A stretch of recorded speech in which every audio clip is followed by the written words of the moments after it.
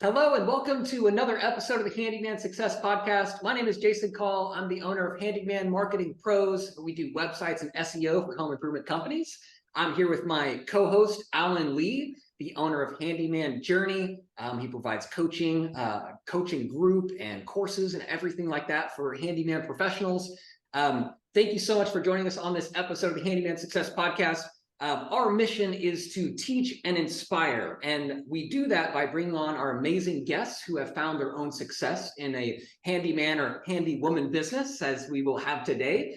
And through their stories and how they do estimates and pricing and everything to run their business, we seek to just inspire you that you can reach your business goals, whether you're new or established, and also have plenty of takeaways to apply in your business to make your life, your business better and better serve your customers and your family. So without further ado, thank you so much, Samantha, with My HandyMa'am Services, Handy Woman Services in Lansing, Michigan, for joining us today. Samantha, if you could give us a just brief introduction about yourself and, well, I know you're in Lansing, Michigan, where you're at, and just a quick overview of your business. Sure. Yeah. So we live and our business is based out of a small town that's about 20 minutes north of Lansing, but we draw customers from our small town, one small town next to us, and then the greater Lansing area. The name of our business is My HandyMa'am Home Repairs and Renovations, and we focus really on finish work.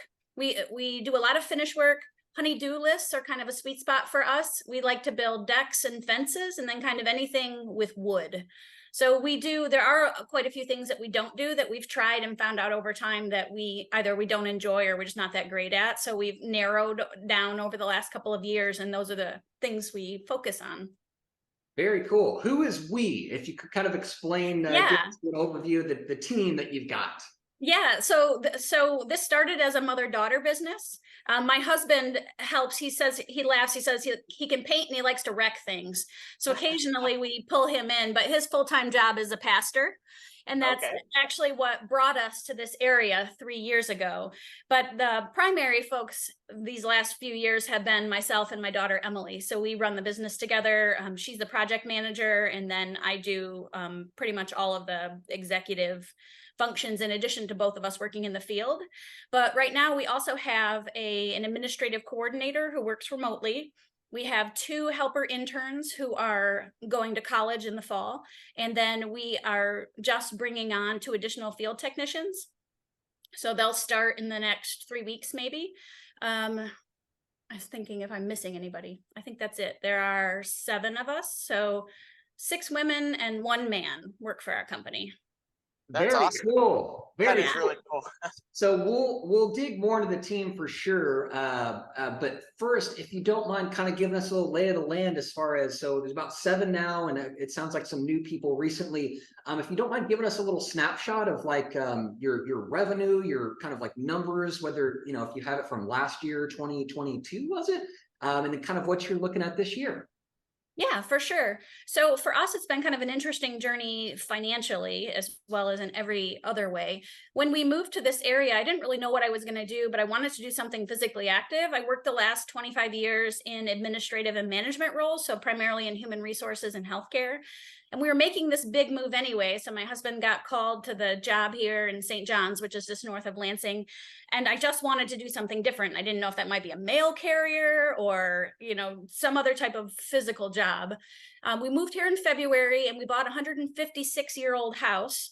And wow. And it needed a lot of cosmetic updates. So the first few weeks we were here, we tore our house apart, and then COVID hit. And so nobody was working, but we had nothing but plaster dust and lath boards and, dust on our food inside the cupboards. And it was just wild. So really, we were forced to just learn how to do everything ourselves. That's kind of how our journey started. And then we loved it, absolutely loved it. And so we basically flipped our house, but kept it. We did a complete renovation. So then we thought, well, this will be great. We'll do flipping houses. That'll be the physical thing that I'll do. And so we bought a house about 5 blocks away from us, and we did a complete renovation. It took us about 9 months, and we lost our shirts on it. So we discovered that we don't we don't really know how to do things in a cost-effective way, like a way that actually allows you to make money flipping houses. So we love the work, but the financial side of flipping houses wasn't really a good fit for us. But as we were doing both of those, our house and the house that we flipped, we were posting before and after pictures on Facebook, a few times a week just because it was fun. And so we started to get this group of people who were like, hey, can you do this for us? Can you do that for me? I need that done in my house. And that's kind of how the interest started. And this long story is all to kind of explain the financials when I answer that question. So we started with our renovations in 2020. So we're just over 3 years now with this full adventure. We didn't start, it's only been a little over 2 years since we were doing work for other people. So that first year and a half, we were just doing those projects for ourselves. So we had a huge loss in 2020. All we did was put money into the flip house and we didn't sell it until the next year. So, it was complete loss that year, a large one. In 2021, we did sell the flip house and we did begin to do some handyman services about July of that year. We started kind of part-time. And that year, in 2021, we actually had a loss of almost $10,000. Part of that was employing my daughter and my nephew full-time and then having no idea how to price things. So we pretty much lost our shirts in that first 6 months. Last year, we did better. I employed my daughter full-time, employed 2 interns, started paying myself, which was nice. So 2022, we still had a loss, but I got paid, which was nice. So we had a loss about $6,000 for the year. And then this year, as of June 30th, so in 2022, that loss of $6,000, $7,000 was on $162,000 in revenue. Now in 2023, as of June 30, we're at 105,000. We expect to be around 265 by the end of the year because we're adding a second crew. And then we should be around 381 next year. That's our target. This year, we're running a profit margin of about 10%. So we're making money, which is really nice to do. And next year, our target for net profit is 10.5%. Man, that's beautiful. I love the progression there because a lot of people start out in this business or start out any business and they hit a little snag or they're like, I'm not making as much money. But really, it's not all about what you do in the first year or the first month or the first 3 months, but it's a progression of, okay, are we getting better and where are we going? I really like that, right? You had a loss in 2021, you had less of a loss in 2022, and now, you are on track to hit a much higher gross revenue with an actual good net profit margin. That's what it's all about. And then you have projections for next year, because I think it's a good lesson in failure. Failure doesn't mean that you're done. Failure means that you need to learn something and change it. So I really like that progression. Thanks for laying it out like that. Yeah, that was really of course. Cool. Yeah. Yeah, when I see people who are new to the Facebook group or new to the Handyman Academy and they're talking about how they're pricing and they're losing money, I'm just like, oh, I feel ya. I totally get that. It makes me feel better. I'm like, it sounds like everybody goes through this and they get started. Yep. So how did you start figuring out your pricing and what did that journey look like as far as figuring out how to charge for things? So in the beginning, it was complete guesses based on no evidence and no experience whatsoever. And it was kind of crazy in the first year.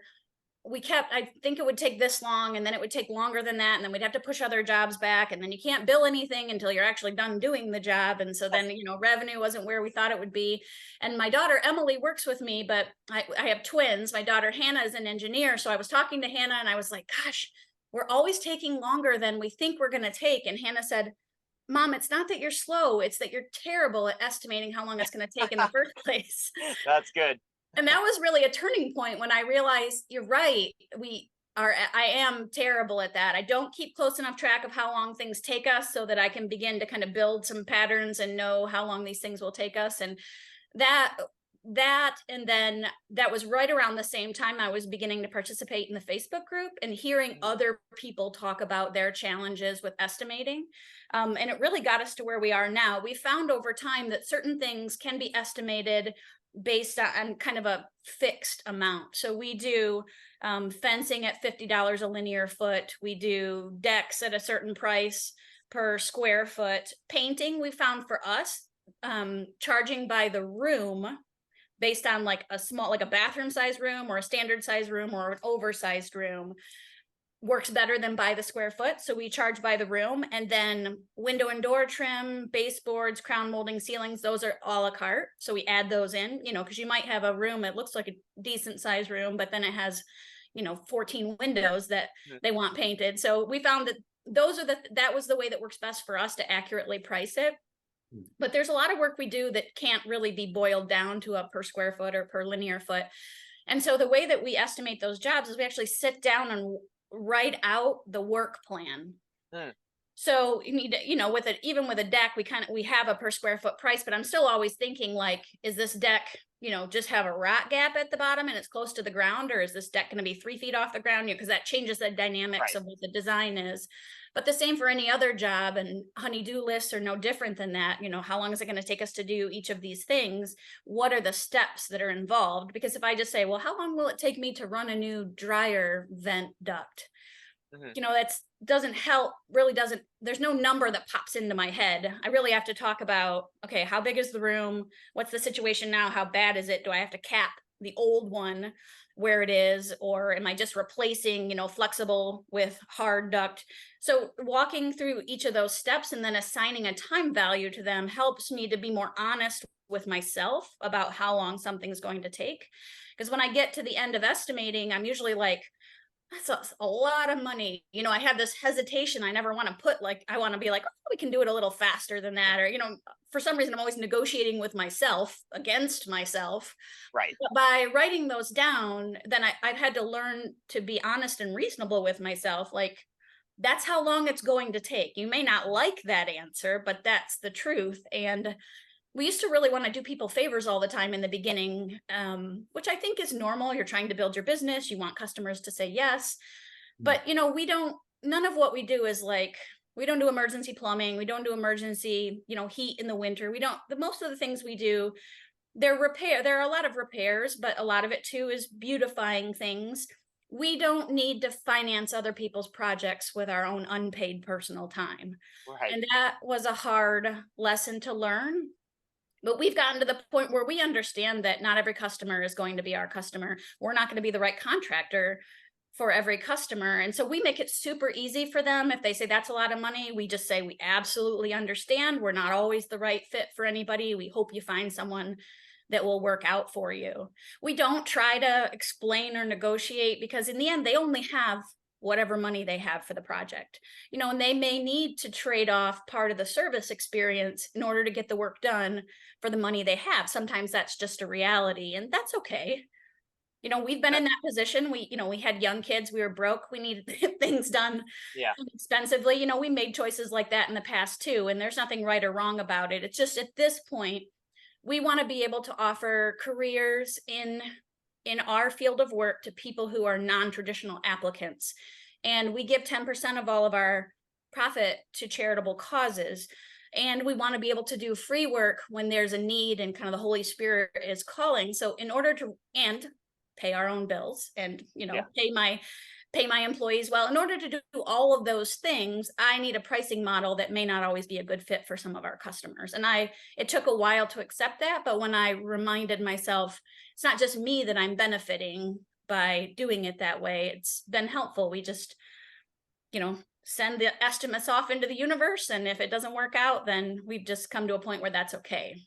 It's always easier to say that when your business is a little more established and, you have plenty of business. It's obviously easier to be in that position. Do you guys, do you give free estimates? Because it sounds like for projects, you put a lot of legwork into the work plan.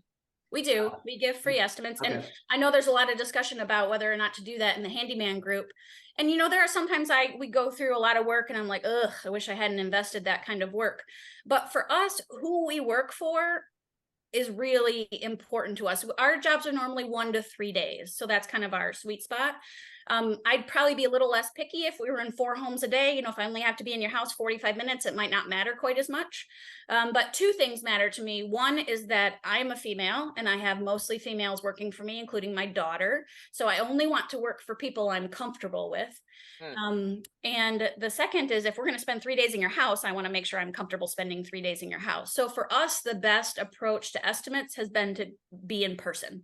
I want to go and meet the people that we'll potentially work for, usually get a good feeling, or they'll put up red flags right away. And sometimes we just decline to provide an estimate for a project because of that. So we used to get, in the beginning, it was a badge of honor for me. We got 100% of the estimates that we put out, but that's because we were like, 40% of what we should have been charging. It's easy to get it when you're the cheapest guy by a lot. Yeah.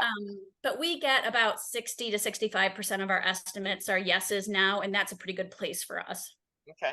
That's pretty awesome. I love how you broke that down too. Is like, when you're going to estimate a job for someone, it's not so much about, well, there's one side of it of like, okay, can we provide a good quote for them? But there's also another price. Like, do I even want to work for that person? Yeah. Right. Like, that's a huge factor that I think people just don't even take into account. I mean, if someone sends me, we had one customer, they sent pictures ahead, I would have been like, okay, we can do that. But we show up for the estimate and they're like, don't make eye contact with our dog. And I'm like, I'm not going to work in a house where I can't make eye contact with the dog without getting bitten.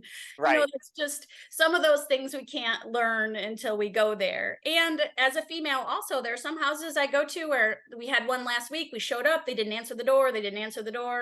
I went back to the truck and I texted.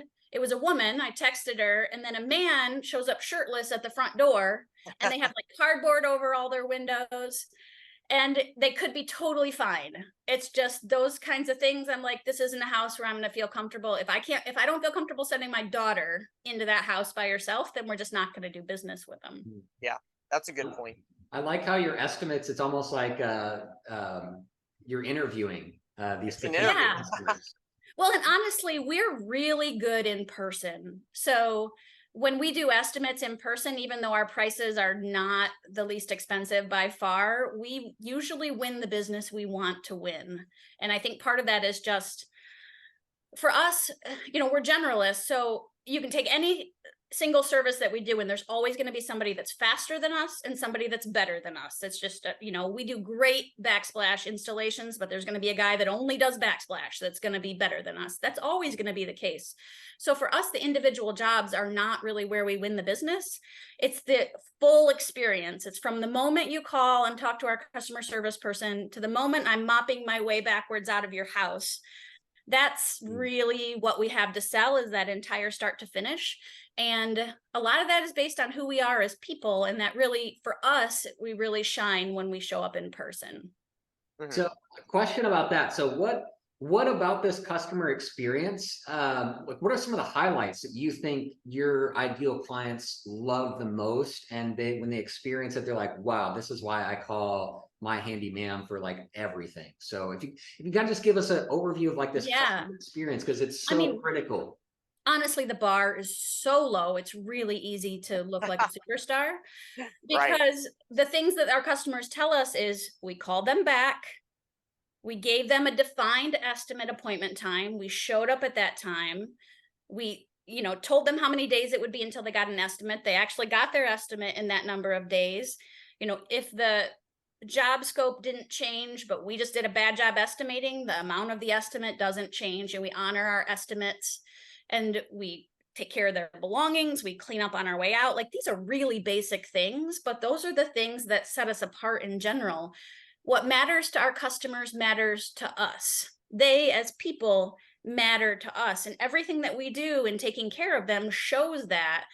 I might not be able to say yes to whatever you want, but I always want to say yes. So I'm always going to be finding some way to be helpful to you. And I think just that overall feeling of, like, I have a person now. That's why it's like my HandyMa'am, because our customers are like, that's my HandyMa'am. So we feel like we become kind of partners in their life, where there's all these little pain points or irritations for them, and they just have a person that they can call to take care of those, and we're that person. Cool. So you mop or sweep on your way out? Well, I do. Like yesterday, we were doing a ceiling repair, and it was very messy, it was dusty, and it was like there wasn't really a great way to keep, like, we had drop cloths down, but in drywall dust, it ends up, unless you put up like a zip tent, it ends up in places you don't want it to. And they had this beautiful slate entryway floor, but the grout's in bad shape, so you end up with drywall dust in the cracks and crevices. So yeah, we're scrubbing that out of their grout and then mopping our way out of the house so that we're leaving it clean. So sometimes it's sweeping our way out, sometimes it's mopping our way out, but yeah, making sure that we typically leave whatever area we're working in cleaner than how we found it. Awesome. I love that, like, even when you do things like too standard and buy like your process, like drop cloths and everything, but when you're leaving, you still notice like, okay, we could do a little bit better. That's what really separates like the supreme, like top of the line companies from all the others and it comes down to that personality, and just, the servant like side of, I just want to help. Right, exactly. Alan, there's someone in Sacramento, I don't know if it's Bell Brothers or the Bonnie, but they highlight their technicians. If they spot something totally unrelated to HVAC that they can help with, they'll do it. So it's something that they empower their technicians to do. So, whether it's something related to the vehicle, like this guy like buffed out like some scratches in this guy's car or something like that, just totally above and beyond, because the technician while on the job saw something and was like, it's not part of this, but I really would like to help this person and make their day. I think that kind of thing is amazing to kind of instill in a company. Yeah, if you're a customer, once you've experienced something like that, why would you want to use another company? Yeah. I mean, it's a great business development strategy. Yeah. And for us too, I think one of the things that a lot of contracting companies don't seem to understand, to their own detriment, is that if somebody pays you to do the work, and a lot of the people we work for are middle class, on the lower end of middle class. We don't work in $1 million. I don't really like to work in $1 million homes. We kind of are in that middle spot. They might have been saving a long time to get this job done. So this money they're spending on this job has a significant value to them. So if I put in we have a new granite countertop installed and we put new kitchen cabinets in and all that's great. And then I leave and there's like filth all over the floor. They're still going to love their cabinets and their counter, but it does like dim the delight they have in the project by just a little bit when they're in there cleaning up after us. And that's what we tell customers. They're like, oh, you don't have to clean up. Well, I'll get that. We're like, absolutely not. We made the mess. We'll clean up the mess. When we leave, we want you to just be able to keep walking by the room and looking in and going, oh my gosh, I love it so much. That's awesome. That's great.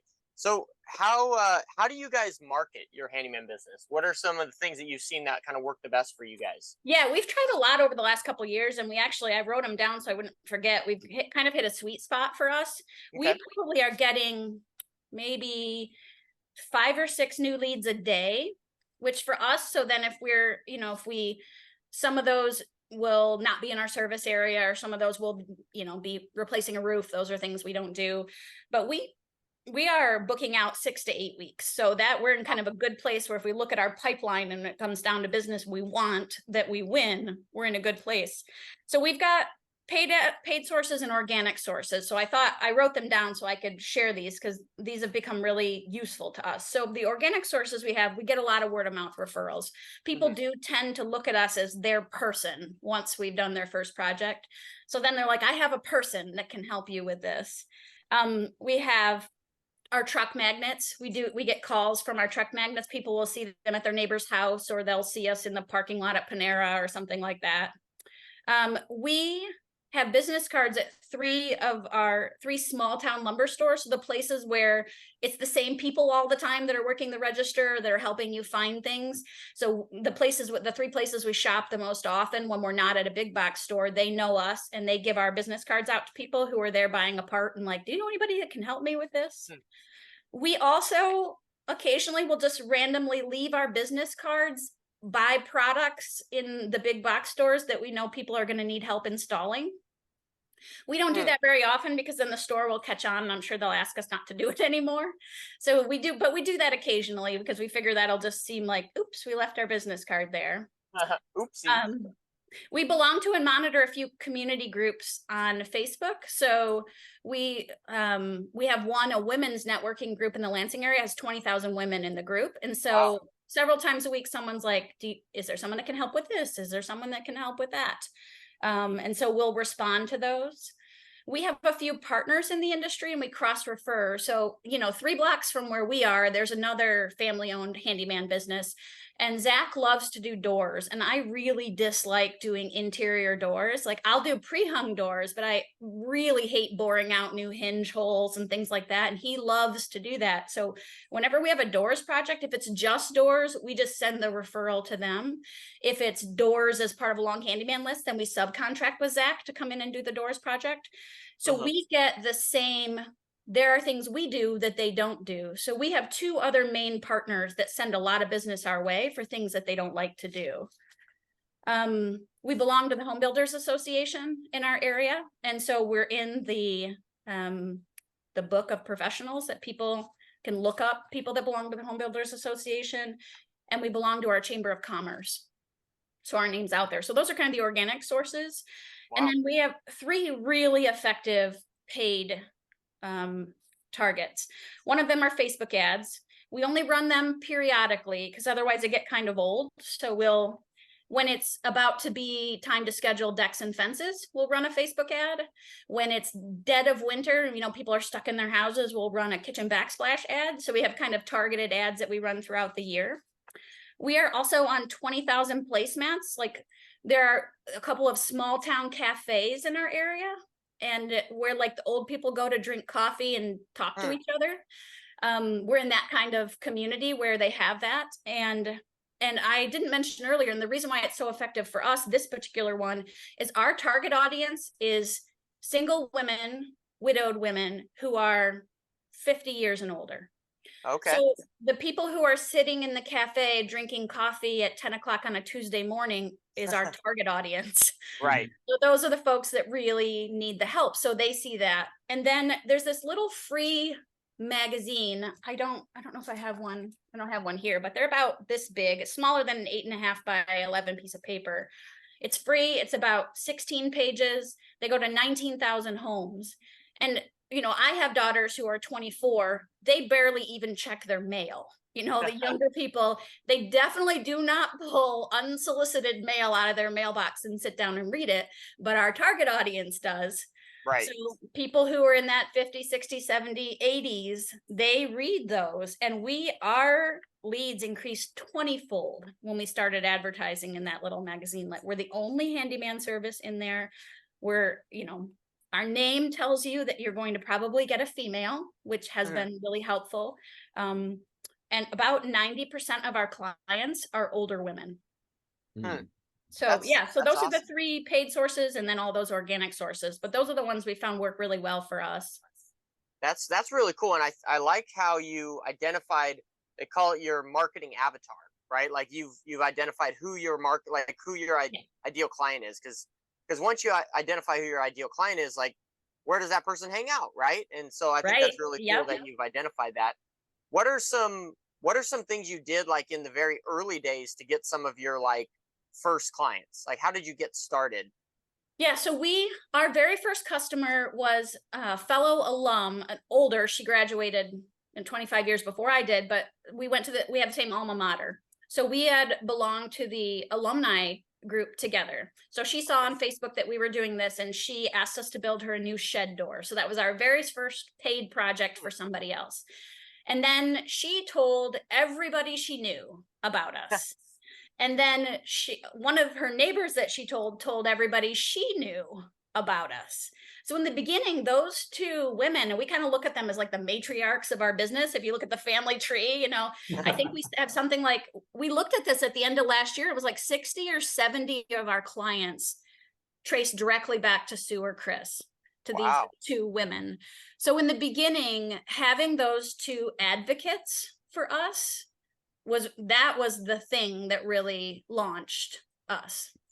That's really cool. That makes me think of something that one of my business coaches says, is that each person knows roughly 2,000 people. So if you can get in someone's contact list, like they know about 2,000 people that you don't know, right? And then Yep. each person that they know like knows another 2,000 people. So it's like it can quickly branch out. I like how you use the phrase family tree. Like that's Yeah. cool. And Mm. I like you said when you started, you just posted pictures on your Facebook page. Like there's like I've been asked by a lot of people like, hey, how do I get started? I'm like, just start posting on Facebook. Like it's huge because you don't even know your aunt that you haven't talked to in 5 years, but you're a Facebook friend with her. She may know someone in your local area that needs what you're doing. And by seeing your picture, she can share that, and like it can blow up very quickly by just having that small network. So I love that. That's It cool. does. Yeah. Yeah. It helps when you have people who want to see you be successful. And that was the case with Chris and Sue. They both felt like, oh, this is a woman-owned business. And for them, that was particularly important. It doesn't have to be a female-owned business. It can be someone else. Like we serve as an advocate for the company that's 3 blocks down from us. They just started like a year and a half or maybe 2 years ago. They're amazing and they have all their own referral sources, but we want them to be successful. So whenever I can tell people about them, I want to be an advocate for them as well. They're an amazing family. Zach, the guy that is the handyman, he does remarkable work, so that anytime we can, talk them up, we want to. So being advocates for other people is really useful. And I think if you're starting as a new handyman, being able to ask other people, sometimes people don't know they can be helpful. So I think sometimes just outright asking like, hey, my business is new. If you know anybody that needs help, can I leave a few extra business cards with you? I think people respond well to that if you've taken good care of them. Yep. Yeah, for That's sure. beautiful. Reminds me, there's like next door is a place where people can kind of just blow up if it's in a big community. There was Yes. a guy I talked to in the Dallas area that he said he made one next door post and it went viral because there was no other professional handyman that was on their neighborhood. And Yep. he went full time within 2 weeks and has never stopped just off of, it can only take a spark, but it takes investigating and being active and asking for that help and being in your community for that spark to take. And it could not be right away, but just getting out there, that's all you can do. And something good will happen if you do good work and take care of folks. Yeah. And I think that combination of doing something that not a lot of other people are doing, and then people finding out that you do that can be really explosive in a really short amount of time. I think, and it's different in every community. I think in our community, if we were primarily focused on kitchen renovations or bathroom renovations, there are a lot of people who do that and do it well. I don't think we'd have the same kind of volume of business that we do now, but our niche is really like the things that nobody else wants to do. Mm-hmm. You're not going to get, I say contractor, I'm a licensed residential builder, so I'm a contractor, but in general, the contractors that build houses and do kitchen remodels and bathroom remodels, they don't want to come and change 3 light bulbs and 2 light fixtures and fix a faucet and adjust your door that won't close. Before like our industry, there really isn't any other industry that is the solution for that. Like I've been keeping this list forever. Who's going to help me with this? Most people don't want to call, 8 different contractors to try to get the help. So being able to say, we'll take that list, we'll help you get that done. And, if other professionals are needed, we actually bring those professionals in to do those kinds of things. So for us, like that's our particular niche, but I think, in every community, there's some need that's not being met, and that overlap between people finding out about it and you being able to meet that need is a real catalyst for business growth.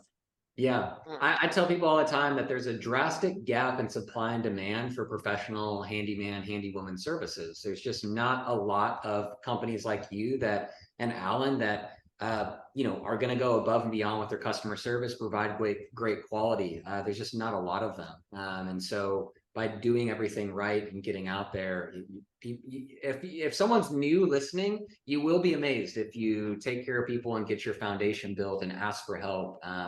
There's a big need for it in every market out there. This morning, our project manager, Emily, went on an estimate appointment for a painting job, and the customer told her that we were the 8th company that scheduled an estimate appointment with, and we were the only ones that showed up.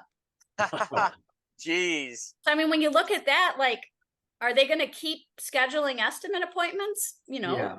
I bet they Probably your not. price. Yeah, depends on the price. I mean, we may be outside their price range, but if we're even close, chances are they're going to pick us just because, if somebody goes to this is what I never understand about businesses is why even go to the trouble. You've wasted your technician's time in addition to the customer's time if you send them on an estimate appointment or, somebody's time and then you don't go or you don't follow up. So it doesn't make a lot of sense, but it makes it really easy for those that do business like we do to shine. Mm-hmm.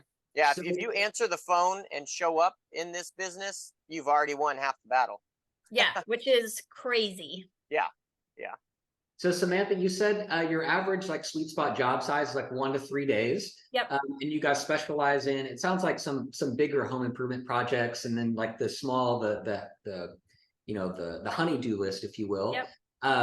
How is there anything strategically that you guys do for like really small jobs where you can come and estimate it, but then open up the door to all the other things that basically where you can warrant to be there for a full day or 2 days? I would say we're not necessarily doing that in the moment. So we're like not showing up to do a job and then staying to do more work, because the way we schedule is we schedule very specific times. So I'm not going to have a technician go to a home to do a job and then have the next 3 hours after that available to do other work. But we do win other work in the process of that. So a great example is a job we're working on right now is like a $4,000 drywall repair. And it started with the person called and said, I have a weather strip that is coming off and I can't figure out how to replace it. And this is one of those rare ones where I said, you know what, I'll just buy 3 of them. I had our CSR schedule said, just schedule me an hour before I'm going somewhere else. And I'll go there, I'll take 3 weather strips. Chances are one of them is going to work and I'll just do it while I'm there. And I did, and I had it with me. I didn't even have to buy it. It was one that we had in the shop from forever ago. I thought we were never going to be able to get rid of. We were past the return period. It took me like 2 minutes to put it in. So I just told her, there's no charge. She lives in a really nice neighborhood with lots of other people that probably can afford to have home repairs. And so as soon as I finished with that, she's like, I can't not pay you. I'm like, it's fine. She's like, well, can you come look at another project? So while I was there for that one, I took the pictures and looked at the drywall repair job, and she had to wait six weeks for us, but she was willing to do that. Mm-hmm. Yeah. That's fantastic. That's really cool.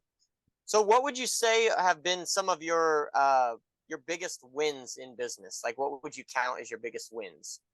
Yeah, I was thinking about that, and I think it has to do overall with us. It might sound silly, but we've survived the last 3 years. I mean,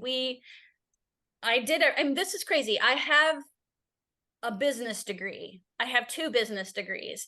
I have to be the worst business person with 2 business degrees there is, as I've made every possible mistake over the last 3 years. So the fact that we've survived, that we've made it, that we've been able to build something that's meaningful to us and that opens opportunities for other people that might want to try something different. I mean, it can be hard to leave your job and think like, I work as a receptionist, I'm going to go be a handyman.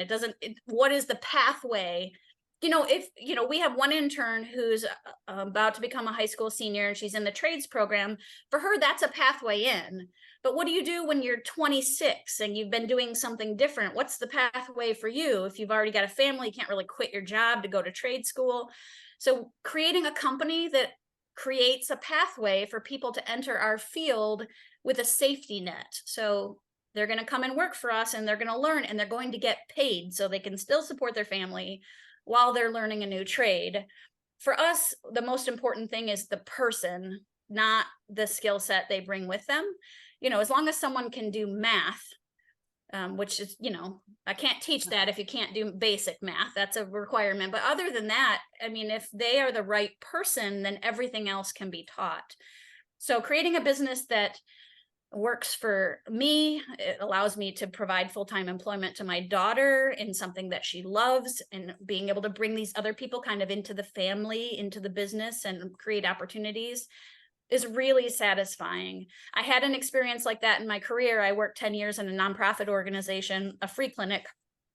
It was the best 10 years of working for somebody else that I ever had. And because every day, no matter how bad the day is, you know, you're doing good for people. And this is the first time since then I've felt that same way. You know, some days Wow. are not amazing, but the people we're taking care of during the day, what we do for them matters. And the people I'm taking care of that work for me, what I'm doing to take care of them matters. Mhm. So, yeah, I think just making it, surviving to get to the point where we can open up those opportunities for other people is the most important thing that's happened. I love it. I love it. Your the team members and this pathway you mentioned. Can you kind of walk us through, like, how are you kind of recruiting and bringing in people that are really passionate or interested in learning, and what does this kind of structure look like when you're teaching them and you're paying them and they get to learn things, but ultimately hope to, if they can do more work for you guys as you grow. If you could kind of walk us through what that looks like. Yeah. Yeah. So in terms of recruiting them, I'm more than willing to hire qualified men, absolutely, and have had some great guys on our team. But I also have a unique desire to provide opportunities to women who might not have another pathway in. So for this last job opening, we didn't exclude guys by any means, but the first two places I chose to advertise were places I know women gather. So that group of 20,000 women in the Lansing area, we posted the opening there. And then among alums of my alma mater, I mean, it's a co-ed school, but the females there networking with other females. And so we found two candidates who are, one has a biology degree, but it can be difficult to find the career you want in biology. Can be difficult to get those jobs. And then the other one actually works as a professional glass blower, Hmm. which is pretty cool. But she said, if this glass blowing shop closes, it's the only one within like 100 miles of where I live, basically, and the only transferable skill is running the cash register, if I can't go to another glass blowing shop. So for her, she's interested in having a skill that allows her to grow.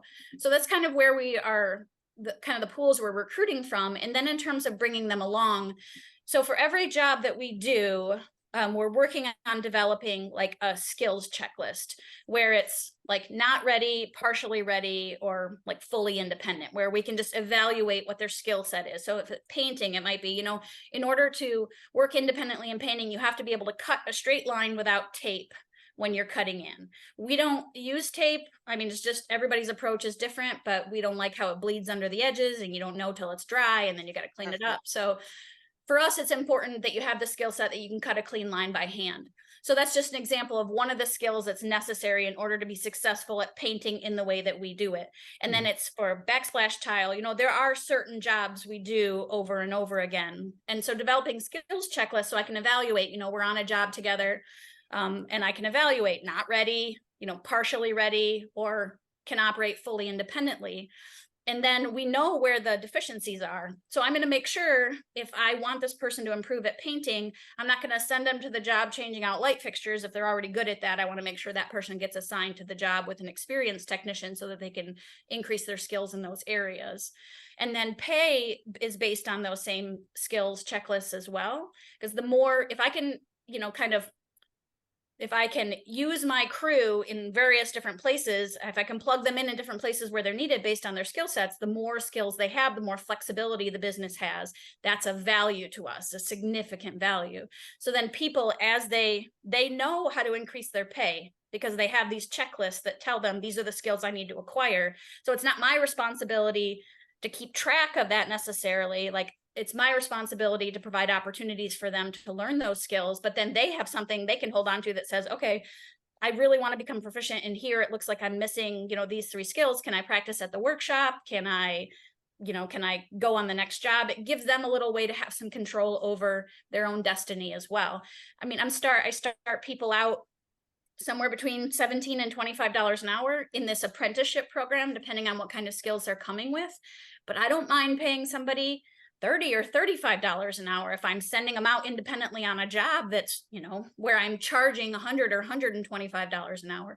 I can afford to pay them more if I can send them out and know they're going to take great care of the customers and do excellent work. So there are probably other ways to do it, but for us, that's kind of the pathway, how we identify where you are with any given skill set, where are the deficiencies, and then how do I get you to where you need to be?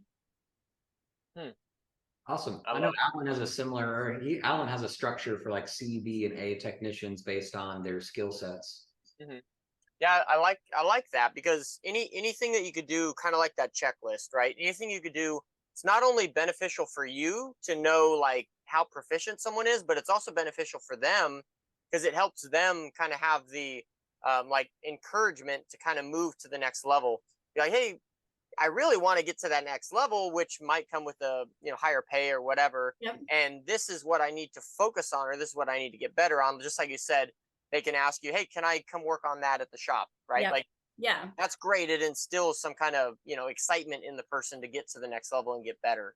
Yeah. Because if I just tell them, well, when you're, more useful to the business, you'll get paid more. What does that even mean to them? Right. Right. There's no empowerment. They don't know what to change in order to move themselves along. So our hope is that people will know exactly, you might not like to paint. That's okay. But if you're not good at painting, you're not going to progress to the next level. Hmm. We all do things that we don't prefer to do. We have some things that are not our favorite, but you've got to always be learning and growing those skills. Yep. That's huge. So I have a question. What do you guys, what would you say that you do the best? And then conversely, like what is something that you guys are working on to improve in your business? Do you mean in terms of how we run the business or the specific projects? How you run the business. Okay. So we have started as a small family-run business with only family members as employees. But we want to get to the point where if we wanted to open an office is not the right word because we not necessarily have a physical space, but if we want to move into a new market, I want to know that I can replicate what we do and how we do it in that new market. So the getting from having a family run business where you come over early to pet the dog and eat breakfast with me, and then we go on the job and we do it just because we share the same values, we're doing the same things, that's a long way away from getting to the point where I could meet somebody new in another city and show them exactly what it looks like to do business the way we do business. So that's our biggest challenge, is transitioning out of that family business mindset into being able to replicate the business, which for us, if we're going to have financial and time freedom eventually, it can't just be the two of us. It has to be larger than that. It has to be able to run itself. So our greatest challenge, and the place where we're still really taking baby steps, is we are developing those systems, but we're on the very early end of that. So is your ultimate goal then? I guess what is your ultimate goal for the business? It sounds like you're trying to create, because I personally think HandyMa'am, that's a really expandable name that would be welcomed in any market. I think it's a great brand. So I'm just curious, like, what is your goal for the business? Yeah, we would like to be able to open in other markets. So, I mean, part of it is because, it's great. I'm sure we would have, eventually you have additional revenue coming in from those markets. But it's also really fun to think about, okay, now in the Grand Rapids area, women who want to deal with women contractors have an option, and women who want to enter the field have an option, or, women and men alike who share our values and want to do business this way, or people that, maybe it's someone that's worked in a cleaning business or a lawn care business for many years. They want to do something a little different. There's a pathway to do that. So we had an article written by, we have like a statewide news organization, and they did a small highlight article on us, but it was shared statewide. So we had people calling our business line that are outside of our service area. But we were saying, gosh, I wish we had something like this, and not just the female aspect, but I wish we had like a professional handyman in our area. So we know there's a need in other areas as well. And we'd like eventually to be able to open in a few other markets in Michigan. What? So, sorry, another question and this wasn't on our normal thing, but like, what advantages would you say that you have as like a handy woman business where the technicians and the people showing up, they're females? Yeah, I think from a purely female aspect, there's a level of comfort for female customers. So it's difficult as a female to trust that if you invite someone into your home that you've never met before, particularly if you're single or you're widowed or you're divorced, you're the only one there. So if you're going to meet with this contractor, it's going to be just you and this person that you don't know. So there's a level of comfort in having a female come to a female's home. So that's something that's unique about our business that definitely helps us to grow our business. And then, it's not universally true, but in general, our experience so far has been that women are more detail oriented. And again, I'm not trying to generalize and say that guys aren't, because guys definitely are. No, we're a mess. We're a mess. Yeah. I mean, and there are guys that just have that as a value. That's something they do. But I'll say this at the risk of upsetting our guy colleagues that I, have a great respect for. But in general, if I bring in 10 guys and 10 women, the women are going to be more geared to see the small details. And because the kind of work we do is geared toward that, most of the work we do is finish work. I think females in some ways are a better fit for that. Again, I'm not trying to generalize, but at least that's been our experience so far. Yeah. We've had a couple of guys that work for us who are absolutely phenomenal at that, but kind of it tells you like the ratio for the work we do, is 6-to-1 women to men. And there's also tends to be an interest we found just in our experience. A lot of the men we talk to, they're not necessarily interested in that fine finish work. They don't want to be cutting a piece of backsplash tile that's this big and having to cut a tiny little L out of it because that's how it looks best. And it's not necessarily their favorite thing to do. So, it might be different in different markets, and other people absolutely probably have had different experiences. But just for us, we found that attention to detail and the comfort level with female customers, those have been the two things that uniquely about my HandyMa'am have been a benefit to us. Awesome. Yeah. And I don't think it's divisive at all, because I mean, there's certainly there's statistical facts of male and female, on the whole. Females are higher empathy, males, more physical. That's why 99% of bricklayers are male, and a vast majority of caretakers, nursing is female, because it's just kind of ingrained in each kind of sex there. So it's no surprise that there is this slight variance. And of course there's great handymen out there that are detail oriented, but absolutely, there's a slight skew, and there are certainly women who don't pay any attention to details, so it goes both ways. But I mean, I enjoy drywall finishing, but drywall finishing, if we're doing the whole job, it means hanging drywall too, and I am really strong. But we had subcontracted some drywall work at our own rental property, and the guys were carrying in 2 sheets of 4x10 drywall by themselves. Wow. And I need a team carry on a 4x8. Drywall is uniquely difficult in that it's awkward and heavy and fragile. So kind of a weird product. So,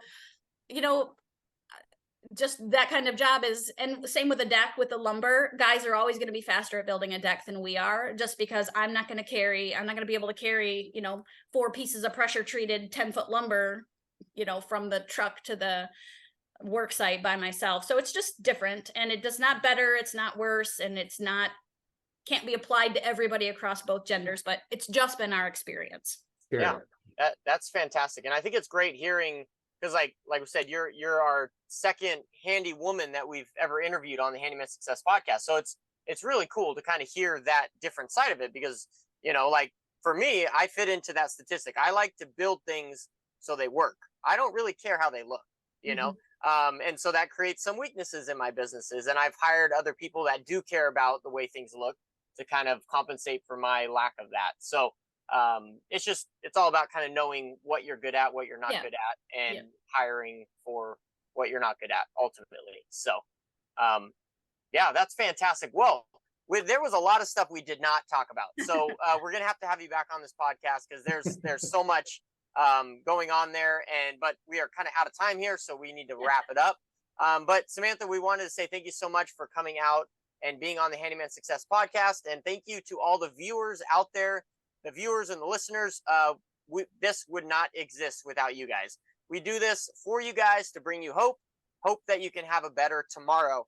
We want to give you guys a few resources. We've talked a lot about the Handyman Journey Mastermind group on Facebook. It's a completely free group that you can join. There's over 10,000 members on that group. Would highly recommend you check that out on Facebook. Also, if you want to reach out to Jason Call, the marketing wizard for Handyman, check him out at handymanmarketingpros.com. You can also reach out to me at handymanjourney.com. You can schedule a free call with me and Jason at both of our respective websites. You can also reach out to Samantha. She is the moderator one of the moderators in our Handyman Journey Mastermind group on Facebook. So yeah, join that, get to know her and get to know her business. But thank you guys so much. Thank you so much, Samantha, for being here. Yeah, thank you. And I'm excited for the next episode. We will catch you all on the next one. Have a great day, guys. Thank you.